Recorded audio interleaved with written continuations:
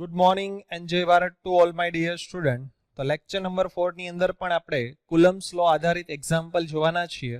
પણ આની અંદર જે આપણે એક્ઝામ્પલ જોવાના છીએ એની વેરાયટી જે છે એ થોડીક અલગ પ્રકારની છે, જેની અંદર આપણે સિમ્પલ પેન્ડ્યુલમ આધારિત એક્ઝામ્પલ જે છે એ સોલ્વ કરશું. ઓકે, તો જોઈએ પેન્ડ્યુલમ સ્ટ્રિંગ પ્રોબ્લેમ.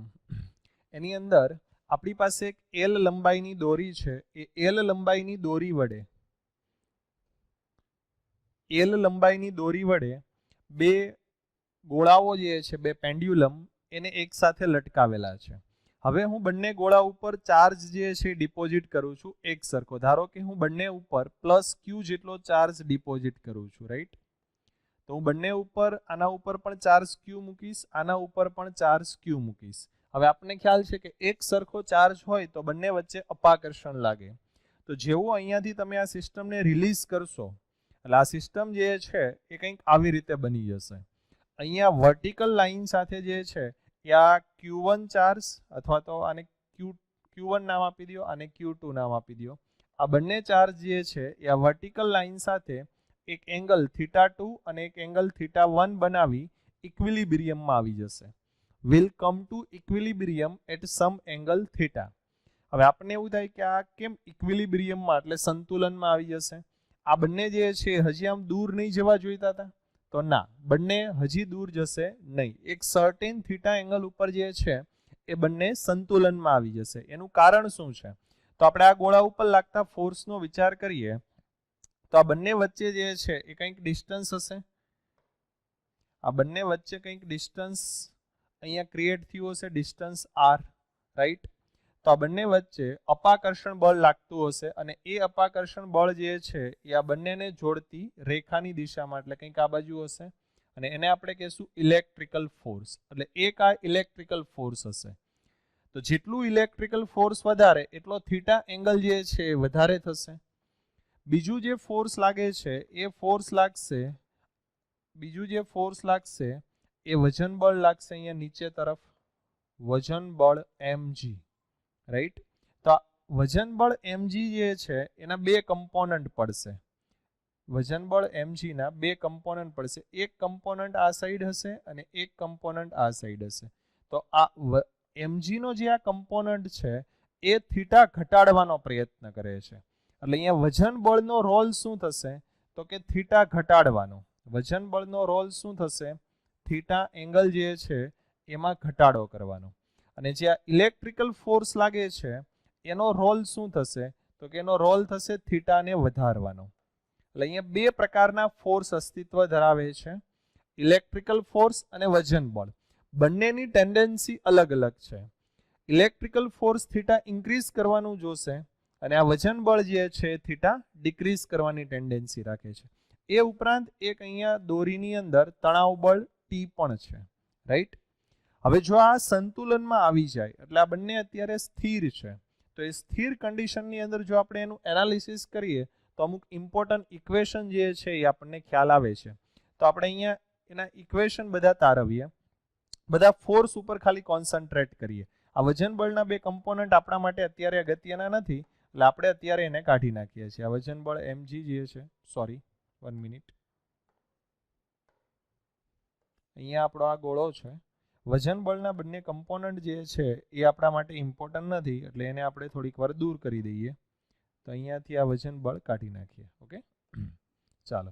તો આપણે પહેલી વસ્તુ એ ખબર પડી કે ઇલેક્ટ્રિકલ ફોર્સ થીટા વધારશે અને વજન બળ જે છે થીટા ઘટાડશે.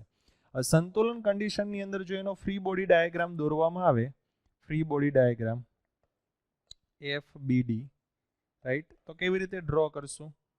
તો આપણી પાસે અહીંયા જે છે એ ગોળો છે. અહીંયા એક આપણે ગોળો લઈ લઈએ. વજન બળ mg નીચે તરફ થશે, વજન બળ mg નીચે તરફ થશે. એક્ઝેક્ટ 90 ડિગ્રી એંગલ ઉપર ઇલેક્ટ્રિકલ ફોર્સ થશે અને અહીંયા સર્ટેન થીટા એંગલ ઉપર તણાવ બળ થશે. તો અહીંયા તણાવ બળ જે છે એના બે કમ્પોનન્ટ પાડી શકાય. આ એંગલ થીટા થશે તો આ કમ્પોનન્ટ થશે t cos થીટા અને એક કમ્પોનન્ટ અહીંયા આવશે t sin થીટા.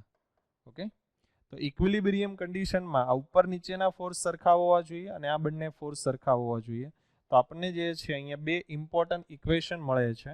ઇક્વેશન પહેલું ઇક્વેશન આ થશે T cos theta is equal to mg અને T sine theta is equal two electrical force, અને ઇલેક્ટ્રિકલ ફોર્સનું મૂલ્ય છે કે ક્યુનો સ્ક્વેર આરનો સ્ક્વેર. પણ અહીંયા આર આ ડિસ્ટન્સ જે છે મેળવવું હોય તો મેળવી શકાય. આર ઇઝ ઇક્વલ ટુ શું લખી શકાય? તો અહીંયા એંગલ થીટા છે, રાઈટ, થીટા 2. તો આ ડિસ્ટન્સને આપણે એક્સ કહી દઈએ અને આને આપણે દોરીની લંબાઈને એલ કહી દઈએ. તો થીટા ઇઝ ઇક્વલ ટુ, જો સાઇન થીટા લેવામાં આવે તો સામેની બાજુ છેદમાં કર્ણ, તો અહીંયા એક્સ ઇઝ ઇક્વલ ટુ તમને મળશે L sine theta. X is equal two શું મળી જશે? L sign theta. તો બે વખત એક્સ થાય ત્યારે એક આખો આર બને છે. તો આર ઇઝ ઇક્વલ ટુ આપણને મળી જશે 2l sine theta. R is equal to 2l sine theta. તો આપણે અહીંયા ઇમ્પોર્ટન્ટ બે રિલેશન મળે છે ઇક્વિલિબ્રિયમ કન્ડિશનની અંદર.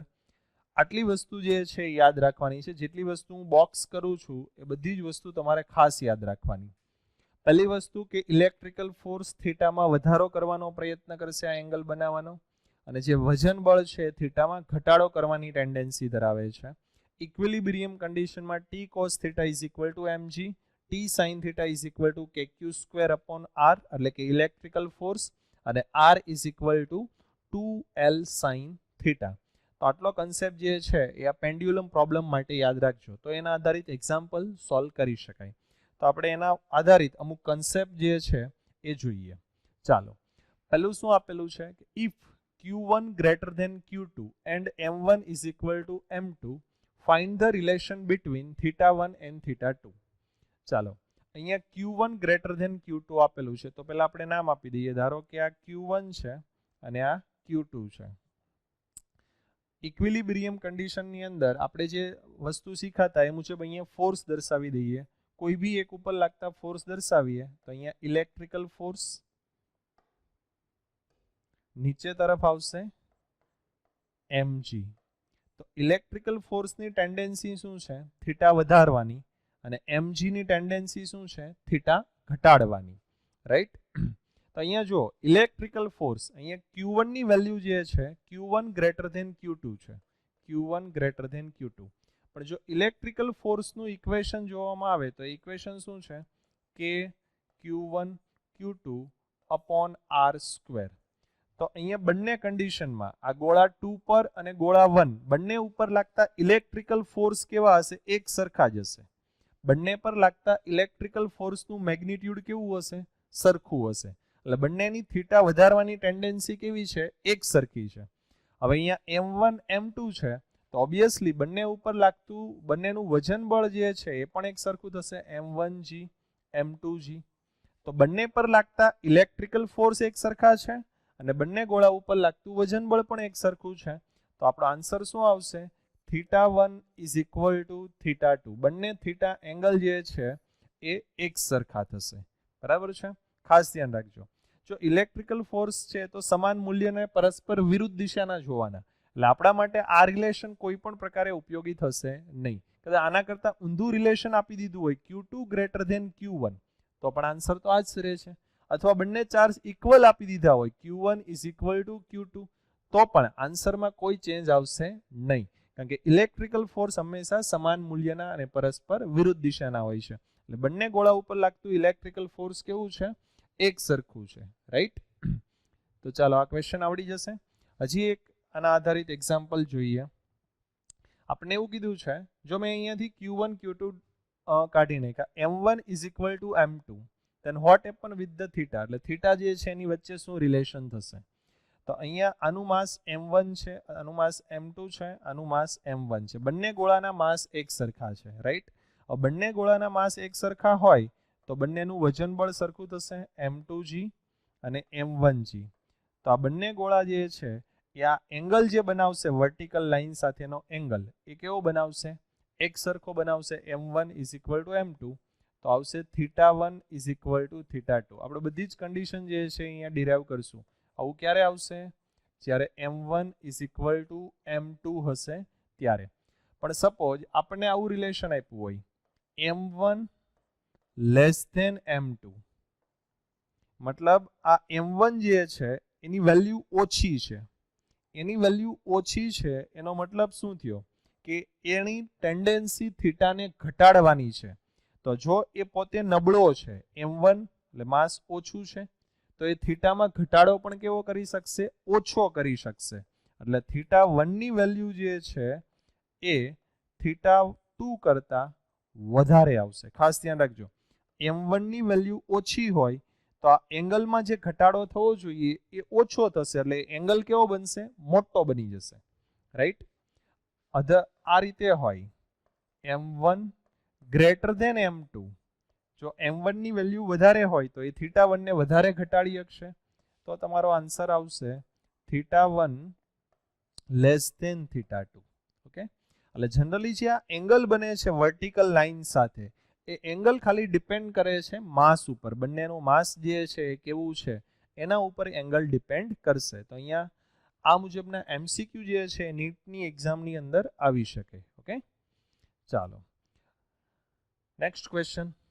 Q1 is equal to Q2 and M1 is equal to M2. તો obviously theta 1 is equal to theta 2. Right? બંને theta જે છે એ સરખા હશે. પણ આપણે આ ક્વેશ્ચન નથી પૂછેલો. શું પૂછેલું છે? What happens to theta? Will increase or decrease? Theta જે છે બંને માટે થીટા સરખો છે તો એ વધશે કે ઘટશે? એના માટે બે કન્ડિશન આપેલી છે. એની અંદર પહેલી condition, system is taken to the height of 1000 metre above the earth surface. એટલે આખી સિસ્ટમને પૃથ્વીથી 1000 મીટરની ઊંચાઈ ઉપર લઈ જવામાં આવે તો આ બંને એંગલમાં વધારો થશે કે ઘટાડો થશે? તો ચાલો આપણે આન્સર એ આપીએ. તમે 1000 મીટર હાઇટ ઉપર લઈ જવાનું છે. ચાલો અહીંયા mg ફોર્સ નીચે તરફ લાગે અને ઇલેક્ટ્રિકલ ફોર્સ આ સાઈડ લાગે છે. હવે તમે 1000 હાઇટ ઉપર લઈ જશો તો ઇલેક્ટ્રિકલ ફોર્સના મૂલ્યમાં કશો ફેરફાર નહીં થાય, પણ આ જી જે છે એનું મૂલ્ય ઘટશે. તમે મિકેનિક્સની અંદર ભણી ગયા હશો કે હાઇટ ઇન્ક્રીઝ થાય એમ જી ઘટે, એટલે અહીંયા mg જે ફોર્સ લાગે છે એમાં ઘટાડો થશે. હવે mg માં ઘટાડો થશે તો આ mg ની ટેન્ડન્સી શું છે? થીટા ઘટાડવાની છે. તો એ બરાબર ઘટાડી શકશે નહીં. ઇન શોર્ટ mg જે છે એ નબળું પડશે. બળ કેવું પડશે? નબળું પડશે. એટલે એની ટેન્ડન્સી શું હતી કે આ થીટાને ઘટાડવો, તો એને ઘટાડી શકે નહીં કારણ કે પોતે જ નબળો પડી ગયો. એટલે જે એંગલ છે એ ઇન્ક્રીઝ થશે. એટલે એંગલ જે છે થીટા એ વધશે. બંને બાજુના એંગલમાં શું થશે? વધારો થશે. આ થઈ ગયો પહેલો આન્સર. બીજા આન્સરની વાત કરીએ. System is immersed in water. એટલે આખી સિસ્ટમ છે એને પાણીમાં ડુબાડી દેવામાં આવે. તો જો તમે એને પાણીમાં ડુબાડશો તો તમને ખ્યાલ હશે કે ઉત્પ્લાવક બળ જે છે એ ઉપર તરફ લાગશે. અહીંયા ઉત્પ્લાવક બળ અહીંયા લાગે તો આ ઉત્પ્લાવક બળને કારણે શું થશે? અગેન mg ને નબળો પડી દેશે. mg નબળો પડી જાય તો એ થીટાને બરાબર ઘટાડી શકે નહીં. તો થીટામાં શું થશે? વધારો થશે. અગેન રિઝલ્ટ mg જે છે mg એમાં ઘટાડો થશે. mg માં ઘટાડો થશે એટલા માટે થીટામાં વધારો થશે. એટલે થીટાની વેલ્યુ જે છે એમાં વધારો થશે. ઓકે, તો આ મુજબના એક્ઝામ્પલ એક્ઝામની અંદર પૂછાઈ શકે. ઓકે,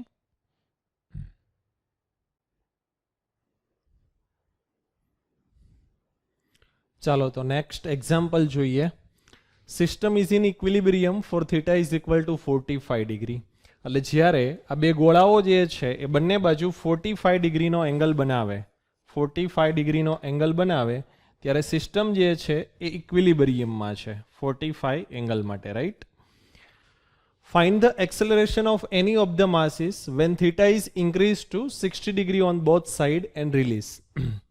તો પહેલી કન્ડિશન આપણે આ આપેલી છે કે જ્યારે આ બે ગોળાઓ જે છે એ 45 ડિગ્રીનો એંગલ બનાવે ત્યારે આ સિસ્ટમ ઇક્વિલિબ્રિયમમાં છે. તો ઇક્વિલિબ્રિયમ કન્ડિશન માટે આપણે બે ઇક્વેશન લખી શકાય.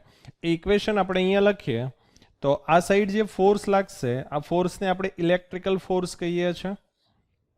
આ બંને વચ્ચેનું distance r is equal two હંમેશા આપણે લખી શકશું અહીંયા 2l સાઇન થીટા. તો અહીંયા સાઇન 45 ડિગ્રી છે તો અહીંયા 2L sin 45 degree is equal two 1/√2.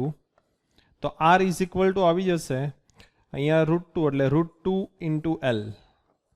√2 into L R is equal two right. આ એક પેરામીટર અહીંયા મેળવી લેવાનું. હવે નીચે તરફ જે છે ફોર્સ mg લાગતો હશે. અહીંયા ફોર્સ mg, અહીંયા તણાવ બળ T, અહીંયા તણાવ બળ T ના બે કમ્પોનન્ટ. આ કમ્પોનન્ટ આવશે T cos થીટા અને આ સાઈડ કમ્પોનન્ટ આવશે T sin થીટા. આ કન્ડિશન આપણે ઓલરેડી મેળવતા શીખી ગયા છીએ રાઈટ. તો લખીએ T sin theta is equal two T sin theta is equal two force, electrical force, that is kq square upon r square, and then T cos theta is equal to mg, right? અહીંયા sin 45 cos 45 ની કિંમત મૂકી દે તો આ equation આ રીતે બનશે T√2 અહીંયા આવી જશે k q નો સ્ક્વેર r નો સ્ક્વેર એટલે અહીંયા થઈ જશે 2l સ્ક્વેર. સેમ વસ્તુ અહીંયા cos 45 ની કિંમત મૂકી દેશો તો again T√2 is equal to mg. તો આ ઇક્વેશન નંબર 1 અને આ ઇક્વેશન નંબર 2, આ બંને ઇક્વેશનની જો કમ્પેરિઝન કરીએ તો આપણે એક રિલેશન મળે છે mg is equal two k q square upon 2l square. તો ફર્સ્ટ કન્ડિશન ઉપરથી આપણને એક રિલેશન મળશે mg is equal to K Q square upon 2l. ચાલો હવે જોઈએ સેકન્ડ કન્ડિશન. તો સેકન્ડ કન્ડિશનની અંદર શું થશે કે અહીંયા એંગલ 60 ડિગ્રી છે. તો અગેન આ બંને વચ્ચેનું ડિસ્ટન્સ જે છે એ r જો આપણે આઈડેન્ટિફાઈ કરવું હોય તો r is equal to 2l sin 60 degree right. તો 2l sin 60 degree is equal to √3/2 sin 60 degree is equal to √3/2.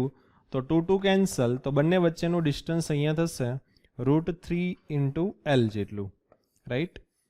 હવે ફરીથી અહીંયા બધા ફોર્સ જે છે આઈડેન્ટિફાઈ કરીએ તો બધા ફોર્સને દર્શાવીએ તો ઇલેક્ટ્રિકલ ફોર્સ આ સાઈડ આવશે, વજન બળ mg આ સાઈડ આવશે, તણાવ બળ T અહીંયા, તણાવ બળ ટીના આપણે કમ્પોનન્ટ વિચારીએ તો આ એંગલ 60 છે તો આ એંગલ પણ થશે 60 રાઈટ.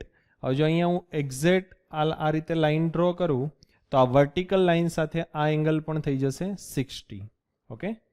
હવે જ્યારે તમે એને રિલીઝ કરો છો ત્યારે નીચે તરફ ગતિ કરે છે તો એને બે પ્રકારના પ્રવેગ હોઈ શકે. એક તો કેન્દ્રગામી પ્રવેગ અને સ્પર્શીય પ્રવેગ.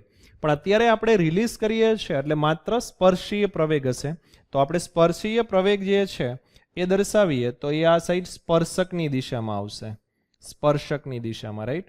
તો આપણે સ્પર્શીય કમ્પોનન્ટ બધા ધ્યાનમાં લઈએ તો આ 60 છે તો આ ટોટલ 90 થશે. ટોટલ 90 એટલે અગેન અહીંયા 60 તો આ એંગલ પણ થઈ જશે 60 ડિગ્રી. તો આ સ્પર્શીય આ કમ્પોનન્ટ થશે FE cos 60 ડિગ્રી અને આનો એક્ઝેક્ટ ઓપોઝિટ એટલે અહીંયા જે ઘટક mg નો આવશે જે આપણે યલો કલરથી દર્શાવીએ તો અહીંયા જે કમ્પોનન્ટ આવશે આ કમ્પોનન્ટ એ આવશે mg sin 60 degree, mg sin 60 degree right. તો જો સ્પર્શકની દિશામાં ઘટક જોવામાં આવે તો બે ઘટક છે, એક mg sin 60 અને એની ઓપોઝિટ FE cos 60. એમ છતાંય નીચે તરફ ગતિ કરે છે એનો મતલબ એવો થયો કે આ કમ્પોનન્ટની વેલ્યુ વધારે છે. તો અહીંયા રિઝલ્ટન્ટ ફોર્સ લખવું હોય તો રિઝલ્ટન્ટ ફોર્સ જે છે એ કેવી રીતે લખી શકાશે એ જોઈએ. ચાલો રિઝલ્ટન્ટ ફોર્સ લખીએ તો net force is equal to mg sin 60 minus f of E cos 60 degree right. mg ની value as it is sin 60 એટલે √3/2 માઇનસ f of E એટલે k q નો સ્ક્વેર ના છેદમાં l નો સ્ક્વેર એટલે અહીંયા થઈ જશે 3l સ્ક્વેર અને cos 60 degree is equal two 1/2. Right. આપણી પાસે એક રિલેશન છે જો KQ² 2L² is equal to mg. તો અહીંયા જો એ રિલેશન મૂકી શકાય એવું છે જો, રાઈટ. તો ત્યાં એ રિલેશન મૂકી દઈએ તો અહીંયા શું થશે, √3/2 mg માઇનસ આની જગ્યા ઉપર મૂકી દઈએ mg/3. તો mg કોમન નીકળી જશે તો mg બ્રેકેટમાં વધશે √3/2 -1/3 રાઈટ, બરાબર છે. તો અહીંયા એફ નેટ એટલે m ઇન્ટુ a, m બંને બાજુથી કેન્સલ. તો એક્સલરેશનની વેલ્યુ શું આવશે, acceleration is equal two √3/2 -1/3 into g. આ જે છે એ એક્સલરેશનની વેલ્યુ આવશે. ઓકે. તો આ મુજબના એક્ઝામ્પલ જે છે એ કોમ્પિટિટિવ એક્ઝામમાં આવી શકે. તો જોઈએ નેક્સ્ટ એક્ઝામ્પલ. એક ચાર્જ ક્યુ કે જેનું માસ m છે is in equilibrium show in the figure, find the T in a string. એટલે અહીંયા એક ચાર્જ આપેલો છે, ચાર્જ ક્યુ, અને જેનું માસ m છે એ અહીંયા થીટા એંગલ માટે ઇક્વિલિબ્રિયમ પોઝિશનમાં છે. અહીંયા એક બીજો ચાર્જ ક્યુ આપેલો છે કે જે આ દિવાલ સાથે જડિત કરેલો છે. આ દિવાલ સાથે જડિત કરેલો છે એટલે આ ચાર્જ તો ઇક્વિલિબ્રિયમમાં જ રહેશે, એની કોઈ પણ પ્રકારની મોશન થતી નથી. આ બંનેને જોડતી રેખાની દિશામાં અહીંયા ફોર્સ લાગશે F(e), રાઈટ. આપણે આ સ્ટ્રિંગની અંદર ઇક્વિલિબ્રિયમ પોઝિશનની અંદર તણાવ બળ કેટલું હશે એ મેળવવાનું છે, પણ આન્સર જે છે that is only in terms of mg હોવો જોઈએ. ઓકે. તો આપણે બધા ફોર્સ દર્શાવીએ તો આ બંનેને જોડતી આ જે લાઈન છે અહીંયા લાગશે ફોર્સ F(e). ઓકે. હવે આ એંગલ થીટા છે તો અહીંયા આ એંગલ પણ થીટા થશે અને આ એક્સની સામેનો એંગલ એક્સ થશે. તો અહીંયા ત્રણ પ્રકારના ફોર્સ છે, ત્રણેય ફોર્સ આપણે ધ્યાનમાં લઈએ. અહીંયા નીચે તરફ ફોર્સ છે mg, અહીંયા એક ફોર્સ છે F(e) અને આ સાઈડ ફોર્સ છે તણાવ બળ T. તો આ એંગલ જે છે એ થયો થીટા પ્લસ એક્સ. આપણે લામીસ થિયરમનો ઉપયોગ કરવાનો છે કારણ કે ત્રણ ફોર્સ લાગે છે. હવે આ ટોટલ એંગલ જે છે, આ ટોટલ એંગલ અહીંયાથી એ 180 ડિગ્રી થશે. તો જો મારે અહીંયા સુધીનો આ એંગલ મેજરમેન્ટ કરવો હોય તો એમાંથી આ એક્સ બાદ કરવું પડે, એટલે આ ટી અને Fe આ બંને વચ્ચેનો એંગલ જે છે એ થશે 180 માઇનસ એક્સ. લામીસ થિયરમનો ઉપયોગ કરીએ તો આ mgની સામેનો જે એંગલ છે mg એની સામેના એંગલ 180 માઇનસ એક્સ, તો અહીંયા આવશે sine 180 minus X is equal to, અહીંયા વાત કરીએ તણાવ બળ T તો T ના છેદમાં અહીંયા એંગલ આવશે sine theta plus x, right. તો આપણી પાસે એક ઇક્વેશન આવે છે mg upon sine 180 minus X is equal two T sine theta plus x. હવે અહીંયા ત્રિકોણ જોઈએ તો આ એક્સ એક્સ થીટા એ ત્રિકોણના ત્રણેય ખૂણાનો સરવાળો 180 થવો જોઈએ. તો theta plus x is equal two 180 degree, right. X પહેલી સાઈડ જવા દઈએ તો શું થશે, theta plus x is equal two 180 degree minus x. મતલબ આ બંને એંગલ એક સરખા છે. આ 180 માઇનસ એક્સ અને થીટા પ્લસ એક્સ બંને એંગલ એક સરખા છે તો છેદ બંને બાજુથી કેન્સલ. તો આપણો આન્સર આવશે T is equal to mg. Okay, T is equal to mg. તો આ મુજબના એક્ઝામ્પલ નીટની એક્ઝામમાં હોઈ શકે. ઓકે, તો આજનો લેક્ચર જે છે આપણે કમ્પ્લીટ કરીએ છીએ. Thank you.